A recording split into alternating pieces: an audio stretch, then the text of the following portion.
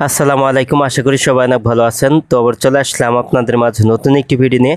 আজ এই ভিডিওতে আপনাদেরকে দেখিয়ে দিব আপনার ইমো আইডি থেকে কন্ট্যাক্ট নাম্বার আপনি কিভাবে ডিলিট করবেন, তার সম্পূর্ণ প্রচেষ্টা স্টেপ বাই স্টেপ আপনাদেরকে দেখিয়ে দিব। সব ভিডিওটি কন্টিনিউ শেষ পর্যন্ত দেখতে থাকুন। তো আপনার ইমো আইডিতে যদি অপ্রয়োজনীয় কন্ট্যাক্ট নাম্বার থাকে তাহলে কিন্তু আপনি সেই অপ্রয়োজনীয় সেভ কন্ট্যাক্ট নাম্বারগুলি কিন্তু আপনার ইমো থেকে কিন্তু ডিলিট করে দিতে পারবেন। তো কিভাবে ডিলিট করবেন এখন দেখিয়ে দিচ্ছি। তো এর জন্য প্রথমে আপনার ফোনে থাকা ইমো সফটওয়্যারটি আপনি ওপেন করে নেবেন। তো ইমো সফটওয়্যারটি ওপেন করার পর এইখানে উপরে ডান পাশের কোণে এখানে কন্ট্যাক্ট আইকনে আপনি টাচ করে দিবেন।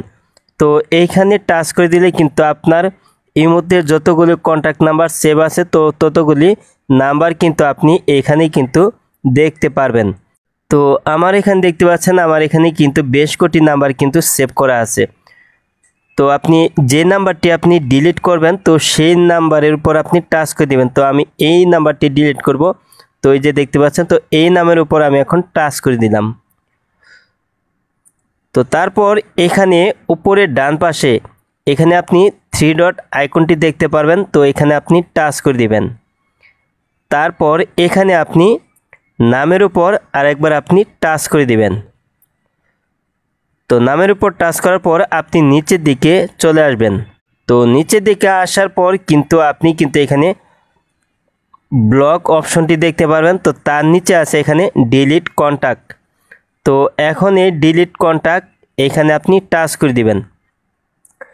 তারপর এখানে দেখতে পাচ্ছেন are you sure you want to delete this contact. তারপর এখানে নিচে আছে ইয়েস। তো আপনি যদি নাম্বারটি ডিলিট করতে চান তাহলে এখানে নিচে ইয়েসে টাচ করে দেবেন।